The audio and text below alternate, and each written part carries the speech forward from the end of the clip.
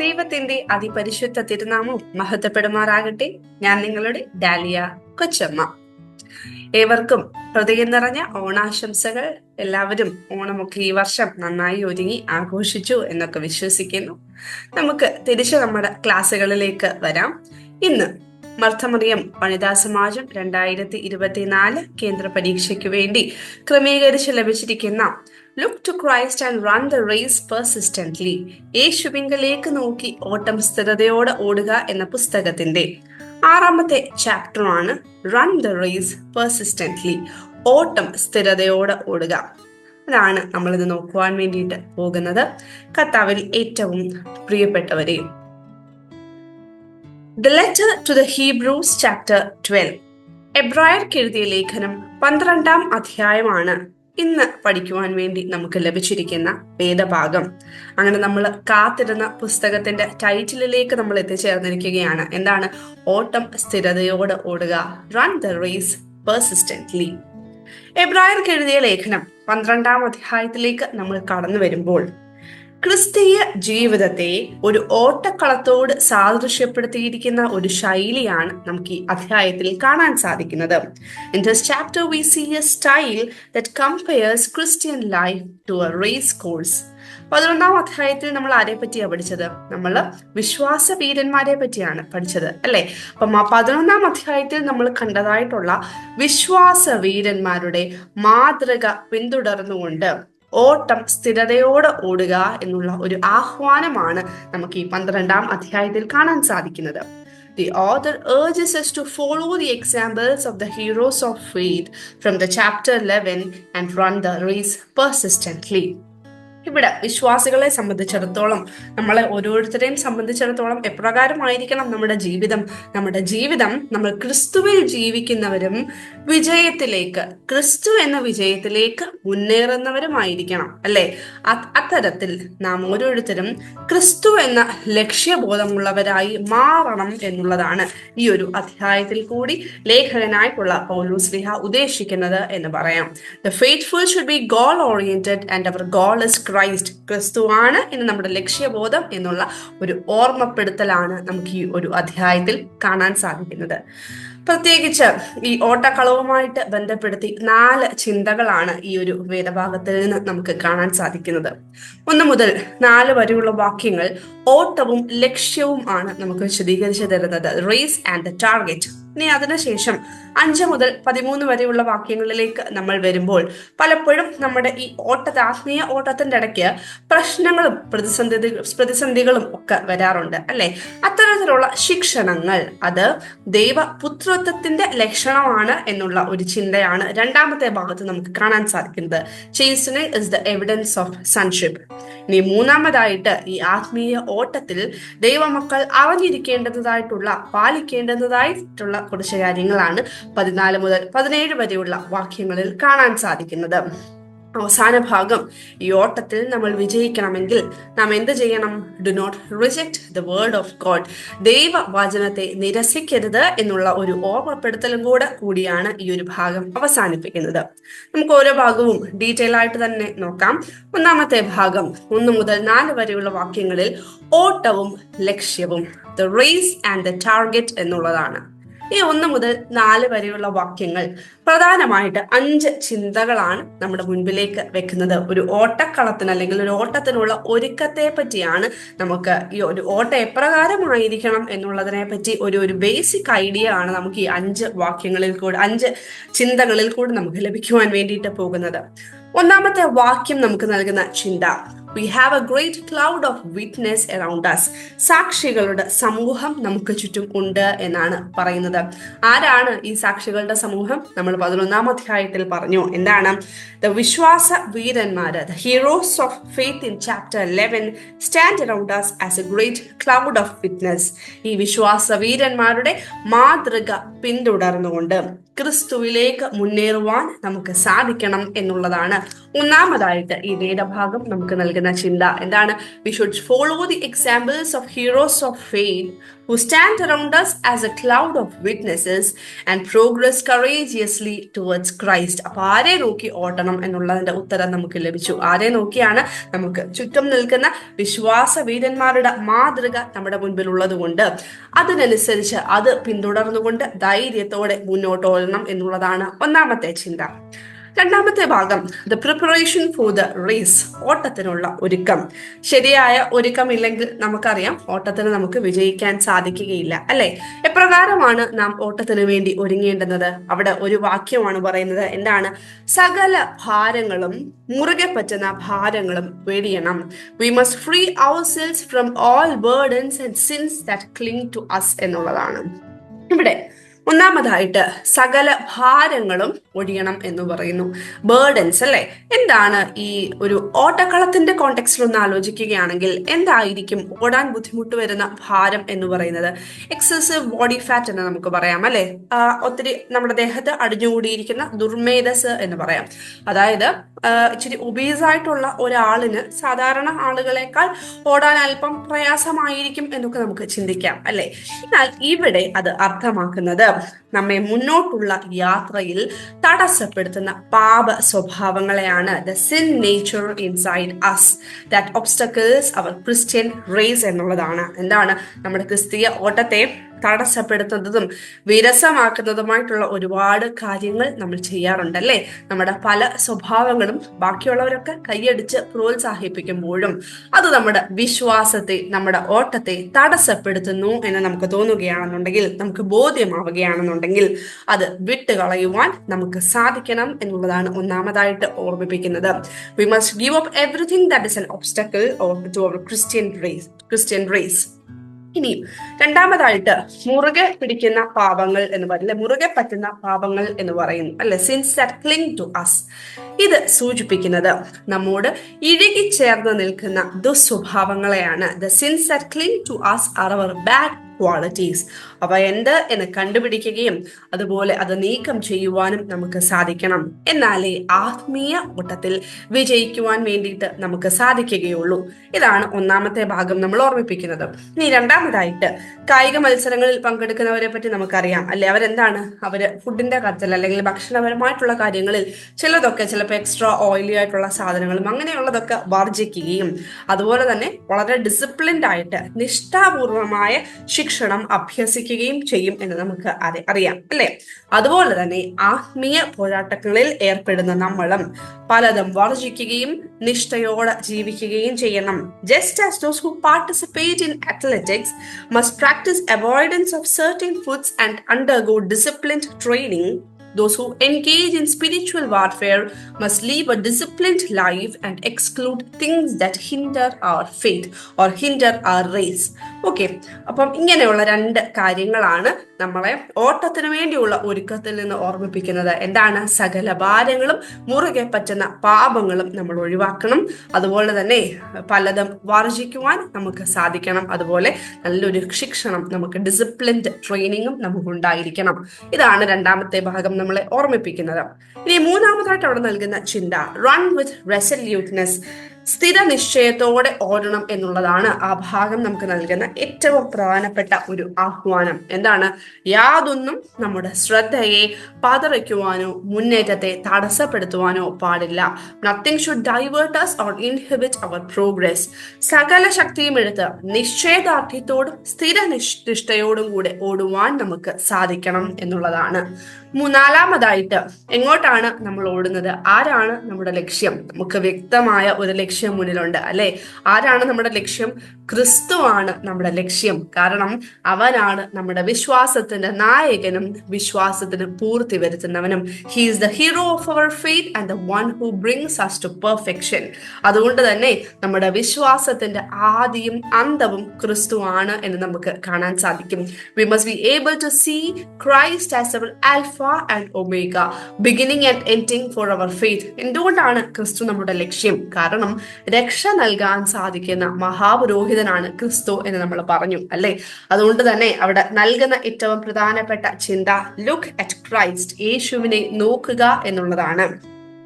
ഈ ഒരു ആഹ്വാനത്തിന്റെ അർത്ഥം എന്താണ്? യേശുവിനെ നോക്കുക എന്ന് പറയുമ്പോൾ പൂർണ്ണ മനുഷ്യനായി തന്റെ ദൗത്യം വിജയകരമായി നിർവഹിച്ച കർത്താവിനെ വിശ്വസിക്കുക എന്നുള്ളതാണ് അവിടെ ചിന്ത. എന്താണ്? Look at Christ means to trust in him എന്നുള്ളതാണ്. ഇനി അവസാനമായിട്ട് ആ ഭാഗം നൽകുന്നത് do not continue as feeble hearted, ദുർബല ഹൃദയരായി തളർന്നു പോകരുത് എന്നുള്ളതാണ്. ഈ ഓട്ടത്തിൽ നമ്മൾ ഇങ്ങനെ മുന്നോട്ട് പോകുമ്പോൾ പീഡനത്തിന്റെയും എതിർപ്പുകളുടെയും ഒക്കെ സാഹചര്യങ്ങൾ മുന്നോട്ട് വരുമല്ലേ. അതുകൊണ്ട് തന്നെ അവിടെയെല്ലാം തളർന്നു പോകുവാനുള്ള സാധ്യതയും ഉണ്ട്. The life of spiritual warfare has lots of possibilities to fall into feeble heartedness. അവിടെ വിശ്വാസികൾക്ക് അതിനെ അതിജീവിക്കുവാൻ സാധിക്കണം. The faithful must be able to overcome them. അതിനെന്ത് ചെയ്യാൻ പറ്റും? കഷ്ടങ്ങൾ സഹിച്ച് മരിച്ച് ഉത്ഥിതനായി വിജയിച്ച ക്രിസ്തുവിനെ നമ്മുടെ ഓട്ടത്തിൽ മാതൃകയാക്കണം. Christ who suffered torment, died and rose again should be our model in the spiritual race. ഇത്രയുമാണ് ഓട്ടവും ലക്ഷ്യവും എന്നുള്ളൊരു ഭാഗം നമുക്ക് നൽകുന്ന 5 ചിന്തകൾ. ആരെ നോക്കി ഓടണം? എപ്രകാരം ഓട്ടത്തിന് വേണ്ടി ഒരുങ്ങണം? എങ്ങനെ ഓടണം? ആരിലേക്ക് നമ്മൾ ഓടണം? എന്താണ് നമ്മുടെ ഓട്ടത്തിന്റെ ലക്ഷ്യം? അവിടെ ദുർബലരായിരിക്കാതെ ക്രിസ്തുവിനെ മുന്നിൽ കണ്ടുകൊണ്ട് ക്രിസ്തുവിനെ മാതൃകയാക്കി ഓടണം. ഇങ്ങനെയുള്ള 5 ചിന്തകളാണ് നമുക്ക് ഈ ഒന്നാമത്തെ ഭാഗം നൽകുന്നത്. ഓക്കെ ആണല്ലോ. നമുക്ക് രണ്ടാമത്തെ ഭാഗത്തിലേക്ക് കടക്കാം. Chastening is the evidence of sonship. എന്താണ്? ബാലശിക്ഷ പുത്രത്വത്തിന്റെ ലക്ഷണം എന്നുള്ളതാണ് 5 മുതൽ 13 വരെയുള്ള വാക്യങ്ങളിൽ നമുക്ക് കാണാൻ സാധിക്കുന്നത്. പലപ്പോഴും ഈ ഒരു ആത്മീയ ഓട്ടത്തിനിടയിൽ അല്ലെങ്കിൽ നമ്മുടെയൊക്കെ ജീവിതത്തിൽ പ്രശ്നങ്ങളും പ്രതിസന്ധികളും ഒക്കെ വന്നുകൂടാറുണ്ടല്ലേ. ആ സമയത്ത് പലപ്പോഴും ഞാനാണെങ്കിലും ചിന്തിക്കും, അയ്യോ ഇങ്ങനെയൊരു തെറ്റ് ചെയ്തത് കൊണ്ടാണോ ദൈവമേ ഇപ്പം ഇങ്ങനെയൊരു ശിക്ഷ എന്നൊക്കെ ചിന്തിക്കാറുണ്ട് അല്ലെ. അപ്പം ഇവിടെയാണ് നമ്മളെ ഓർമ്മിപ്പിക്കുന്ന ഒരു കാര്യം. എന്താണ്? It's not a punishment, it's disciplining. എന്താണ്? അത് ശിക്ഷയല്ല, മറിച്ച് നല്ല ഉദ്ദേശത്തോടെ ദൈവം നൽകുന്ന ശിക്ഷണമാണ്. എന്തിനു വേണ്ടിയാണ്? 2 കാര്യങ്ങൾ. ഒന്ന്, നമ്മുടെ ജീവിതത്തിൽ പ്രശ്നങ്ങളും കഷ്ടങ്ങളും പ്രയാസങ്ങളും ഉണ്ടാകുമ്പോൾ അത് ആത്മീയ അനുഗ്രഹങ്ങളാക്കി തീർക്കുവാൻ ദൈവത്തിന് സാധിക്കും എന്നുള്ളതാണ്. God can transform our difficulties into blessings. രണ്ടാമതായിട്ട്, അധികം ഫലം പുറപ്പെടുവിക്കുവാൻ വേണ്ടി നമ്മളെ ഒരുക്കുന്നതിന് വേണ്ടിയിട്ടാണ്. അവിടെ പ്രത്യേകം എടുത്തു പറയുകയാണെങ്കിൽ ദൈവമക്കളെ നീതി ഫലമുള്ളവരാക്കുവാൻ വേണ്ടിയാണ് ശിക്ഷണം എന്ന് പറയുന്നത്. God punishes his children so that they yield fruits of virtue. നീതി ഫലമുള്ളവരായിരിക്കുക എന്ന് വെച്ച് കഴിഞ്ഞാൽ നീതി എന്ന സമാധാനത്തിന്റെ ഫലം പുറപ്പെടുവിക്കുവാൻ നമുക്ക് സാധിക്കാൻ വേണ്ടിയിട്ടാണ് ജീവിതത്തിൽ ശിക്ഷണങ്ങൾ ഉണ്ടാകുന്നത് എന്ന് പറയാം. Righteousness is the fruit of peace that is preferred to be yielded from the children of God. അപ്പോൾ ഒറ്റ വാക്യത്തിൽ പറയുകയാണെങ്കിൽ chastening enables us to lead lives that are holy and righteous. എന്താണ്? നീതിയും വിശുദ്ധിയുമുള്ള ജീവിതം നയിക്കുവാൻ ശിക്ഷണങ്ങൾ നമ്മളെ പ്രാപ്തരാക്കുന്നു. ഒന്നാമത് എന്താണ്? എന്തിനു വേണ്ടിയാണ് ശിക്ഷണം? അത് നമ്മൾ പറഞ്ഞു. നീതി ഫലമുള്ളവരാക്കി തീർക്കുവാനാണ് എന്ന് പറഞ്ഞു. അപ്പൊ അതിൽ നിന്ന് നമുക്ക് ലഭിക്കുന്ന ചിന്ത എന്താണ്? നീതിയും വിശുദ്ധിയുമുള്ള ജീവിതം നയിക്കുവാൻ ശിക്ഷണങ്ങൾ നമ്മളെ സഹായിക്കുന്നു. Chastening enables us to lead lives that are holy and righteous. രണ്ടാമതായിട്ട്, ശിക്ഷണങ്ങൾ നമ്മെ ദൈവത്തോട് മത്സരിക്കാതെ അവന്റെ വചനം അനുസരിക്കാൻ കഴിയുന്നവരാക്കുകയും ദൈവരാജ്യത്തിന്റെ അനുഭവക്കാരാക്കുകയും ചെയ്യും. Chastening enables us competent to obey God's word and to share in the experience of the kingdom of God. മൂന്നാമതായിട്ട്, when we accept the suffering is the will of God, even though it brings temporary unhappiness, it will result in eternal spiritual blessings. കഷ്ടതകൾ ദൈവഹിതമാണ് എന്ന് അംഗീകരിച്ച് കീഴടങ്ങുമ്പോൾ, when we accept that our suffering is the will of God, താൽക്കാലികമായ വിഷമം നമുക്ക് ഉണ്ടാക്കുമെങ്കിലും നിത്യമായ ആത്മീയ അനുഗ്രഹങ്ങൾക്ക് അത് കാരണമാകും എന്നുള്ളതാണ്.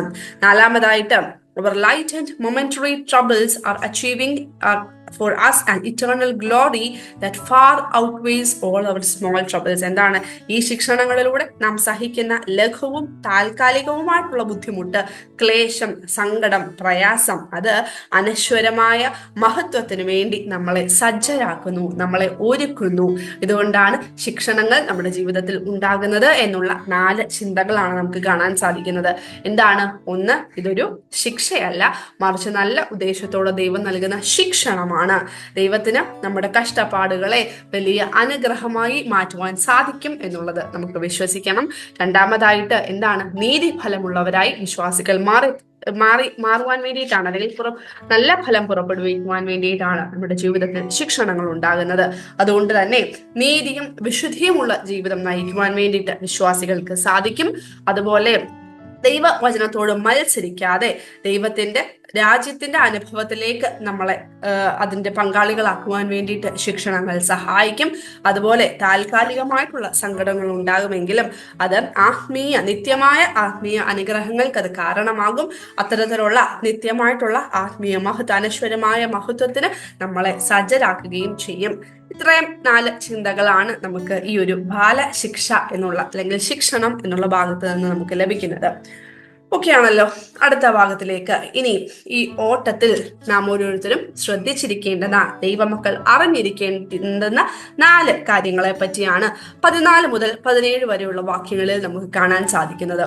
ഒന്നാമതായിട്ട് പീസ്, സമാധാനം. വിശ്വാസികൾ എല്ലാവരോടും സമാധാനത്തിൽ ഇരിക്കുക. The believers must live in peace with everyone. There must be unity and peace within the church. സഭയ്ക്കുള്ളിൽ ഐക്യവും സമാധാനവും ഉണ്ടായിരിക്കണം. ഈ സമാധാനത്തെ നശിപ്പിക്കുന്ന സ്വാർത്ഥതയും അഹന്തയും അത് ഉന്മൂലനം നശിപ്പിച്ചു കളയുവാൻ നമുക്ക് സാധിക്കണം. As selfishness and egotism disrupt peace, those must be destroyed. ഇതാണ് ഒന്നാമതായിട്ട് സഭാമക്കൾ അറിഞ്ഞിരിക്കേണ്ടുന്ന കാര്യം. നാം എല്ലാവരോടും എങ്ങനെ ഇരിക്കണം? സമാധാനത്തോടെ ഇരിക്കണം. സഭയിൽ എന്തുണ്ടാവണം? ഐക്യവും സമാധാനവും ഉണ്ടാക്കണം. സമാധാനത്തെ നശിപ്പിക്കുന്ന 2 കാര്യങ്ങൾ ഏതൊക്കെയാണ്? ഒന്ന് അഹന്തയും സ്വാർത്ഥതയും, സെൽഫിഷ്നെസ് ആൻഡ് ഈഗോട്ടിസം. അത് നമ്മൾ ഉന്മൂലനം ചെയ്യണം, നശിപ്പിച്ചു കളയണം എന്നുള്ളതാണ് ഒന്നാമത് ഓർത്തിരിക്കേണ്ടത്. ഇനി രണ്ടാമത് ഹോളിനെസ്, വിശുദ്ധി പാലിക്കണം എന്നുള്ളതാണ്. വിശ്വാസികൾ ദൈവം മുൻപാകെ വിശുദ്ധിയുള്ള ജീവിതം നയിക്കണം. The believers should lead holy lives before God. രണ്ടാമതായിട്ട് ഹൃദയവിശുദ്ധിയുള്ളവർ ദൈവത്തെ കാണും എന്നാണ് പറയുന്നത്, അല്ലെ? അപ്പോൾ വിശുദ്ധിയുടെ അനുഭവത്തിലാണ് ദൈവ സംസർഗം സാധ്യമാകുന്നത് എന്നാണ് ഓർമ്മിപ്പിക്കുന്നത്. Experience of holiness makes communion with God possible. 2 കാര്യങ്ങൾ പറഞ്ഞു. സമാധാനമുള്ളവരായിരിക്കുക, അതുപോലെ വിശുദ്ധി പാലിക്കുക. എന്നാലേ ദൈവവുമായിട്ടുള്ള സംസർഗം സാധ്യമാവുകയുള്ളൂ. മൂന്നാമതായിട്ട് ഇറാഡിക്കേറ്റ് ബിറ്റർനെസ്, വിദ്വേഷം കളയണം എന്നുള്ളതാണ്. ഹൃദയത്തിൽ നിന്ന് എല്ലാ വിശ്വാസികളും വിദ്വേഷം നീക്കിക്കളയണം. All bitterness should be eradicated from the heart. കാരണം വിശ്വാസികൾ പാപ ജീവനം നയിക്കുമ്പോൾ, അല്ലെങ്കിൽ പാപത്തിന്റെ ജീവിതം നയിക്കുമ്പോൾ അത് ദൈവത്തിന്റെ വലിയ കൃപ അലക്ഷ്യമാക്കി കളയും. The believers, when they lead the lives of sin, it flouts the grace of God.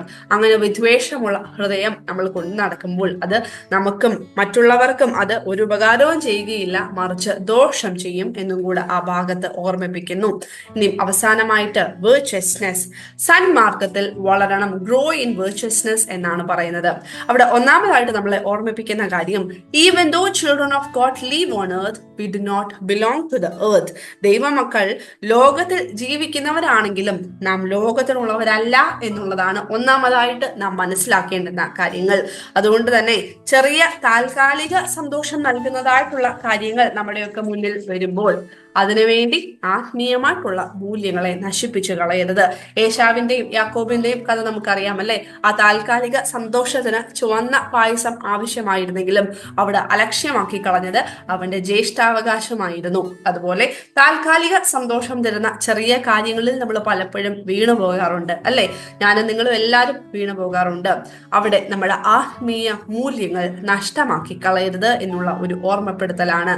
മൂന്നാമതായിട്ട് നമ്മൾ അങ്ങനെ പാപങ്ങളൊക്കെ ചെയ്യുമ്പം നമുക്ക് പാപമോചനം ലഭിക്കും. പക്ഷേ നഷ്ടപ്പെട്ടു പോയ ആ മൂല്യങ്ങൾ തിരിച്ചു പിടിക്കുക എന്നുള്ളത് വളരെ കഷ്ടമേറിയ കാര്യമാണ്. അതുപോലെ വിശ്വാസം ത്യജിച്ച് പോകുന്നവർക്ക് തിരിച്ചുവരവ് അസാധ്യമാണ് എന്നുള്ളൊരു ചിന്തയും കൂടെ നമുക്ക് അവിടെ കാണാൻ സാധിക്കും. It is impossible for those who reject faith to return. അങ്ങനെ നമുക്ക് നേടി തന്നിരിക്കുന്ന ക്രിസ്തു ഒത്തിരി കഷ്ടം അനുഭവിച്ച് നമുക്ക് നേടി തന്നിരിക്കുന്നതായിട്ടുള്ള രക്ഷയെ നമ്മുടെ ഈ ചെയ്തികൾ കൊണ്ട്, നമ്മുടെ പ്രവൃത്തികൾ കൊണ്ട് അലക്ഷ്യമാക്കി കളയരുത്. ഇങ്ങനെയുള്ള 5 ചിന്തകളാണ് നമുക്ക് സന്മാർഗത്തിൽ വളരുക എന്നുള്ള ഒരു ഭാഗത്ത് നിന്ന് നമുക്ക് മനസ്സിലാക്കാൻ സാധിക്കുന്നത്. അപ്പോൾ വിശ്വാസികൾ അറിഞ്ഞിരിക്കേണ്ടുന്ന 4 കാര്യങ്ങൾ ഏതൊക്കെയാണ്? 1 സമാധാനം, പീസ്. 2 വിശുദ്ധി, ഹോളിനെസ്. 3 ഇറാഡിക്കേറ്റ് ബിറ്റർനെസ്, വിദ്വേഷം നീക്കിക്കളയണം. 4 വിർച്വസ്നെസ്, സന്മാർഗത്തിൽ വളരുക എന്നുള്ളതാണ്. ഓക്കെ ആണല്ലോ. അവസാനത്തെ ഭാഗത്തിലേക്ക് കടക്കാം. അങ്ങനെ ഈ ഓട്ടത്തിൽ നമ്മൾ വിജയിക്കണമെങ്കിൽ നാം എന്ത് ചെയ്യണം? We should not reject the word of God. ദൈവവചനത്തെ നിരസിക്കരുത് എന്നുള്ളതാണ് 18 മുതൽ 29 വരെയുള്ള വാക്യം നമുക്ക് നൽകുന്ന ചിന്ത. ഒറ്റ വാക്യത്തിൽ ഈ ഒരു വേദഭാഗം ഒന്ന് നോക്കുകയാണെന്നുണ്ടെങ്കിൽ ഈ ഒരു വേദഭാഗം നമ്മൾ നോക്കുകയാണെന്നുണ്ടെങ്കിൽ നമുക്ക് പഴയ ഉടമ്പടിയും പുതിയ ഉടമ്പടിയും തമ്മിലുള്ള ഒരു കമ്പാരിസൺ ആണ് നമുക്ക് അവിടെ കാണാൻ സാധിക്കുന്നത്. അപ്പൊ അതൊറ്റ വാക്യത്തിൽ പറയുകയാണെങ്കിൽ the terrifying old covenant and the glorious new covenant എന്നുള്ളതാണ്. എന്താണ്? പഴയ ഉടമ്പടിയുടെ ഭീകരതയും പുതിയ ഉടമ്പടിയുടെ മഹത്വവുമാണ് നമുക്ക് ഈ ഒരു ഭാഗത്ത് കാണാൻ സാധിക്കുന്നത്. എന്താണ് പഴയ ഉടമ്പടി? നമുക്കറിയാം, സ്ഥാപിച്ചത് എവിടെ വെച്ചാ? സീനായ് മലയിൽ വെച്ചാണ് അല്ലെ. ആ 10 കൽപ്പനകളുടെ ഒക്കെ സാഹചര്യത്തിലാണ് പഴയ ഉടമ്പടി സ്ഥാപിക്കപ്പെട്ടത്. അന്ന് സീനായ് മലയിൽ ദൈവം പ്രത്യക്ഷനായപ്പോൾ ഭയാനകമായ അടയാളങ്ങൾ അവിടെ ഉണ്ടായി എന്ന് നമുക്ക് വേദപുസ്തകത്തിൽ കാണാൻ സാധിക്കും അല്ലെ. എന്താണ്? തീയും മേഘസ്തംഭവും കൂരിരുട്ടും കാഹളനാദവും. ഇങ്ങനെ when God appeared at Mount Sinai, terrifying signs like fire, pillar of smoke, complete darkness and sound of trumpet accompanied the event. ഇത് ദൈവ സാന്നിധ്യമായിരുന്നു അന്ന്. ദൈവ സാന്നിധ്യത്തിന്റെ അടയാളമായിരുന്നു അല്ലെ.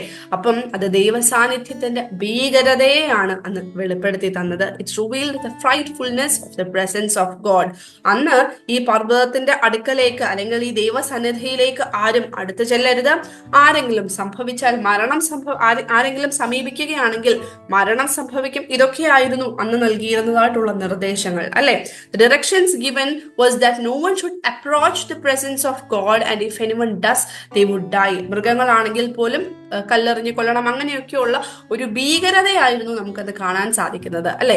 അതുകൊണ്ട് തന്നെ ദൈവജനം അവർ ദൈവത്തെ ഭയമായിരുന്നു, ദൈവസന്നിധി അവർക്ക് ഭയമായിരുന്നു. People feared God. എന്നാൽ പുതിയ ഉടമ്പടിയിലേക്ക് നമ്മൾ വരുമ്പോൾ, പുതിയ നിയമത്തിലേക്ക് വരുമ്പോൾ സ്ഥാപിച്ചത് തന്നെ എവിടെയാണ്? ജീവനുള്ള ദൈവത്തിന്റെ നഗരമായ യെരുശലേമിൽ സ്ഥാപിക്കപ്പെട്ടതാണ്. It is established in Zion, the city of living God, Jerusalem എന്ന് പറയും. ഈ പുതിയ ഉടമ്പടി, പഴയ ഉടമ്പടി പേടിയുടേതായിരുന്നെങ്കിൽ പുതിയ ഉടമ്പടി ക്രിസ്തു സ്ഥാപിച്ച കൃപയുടെയും സ്നേഹത്തിന്റെയും സുവിശേഷമാണ്. It is the gospel of grace and love established by Christ.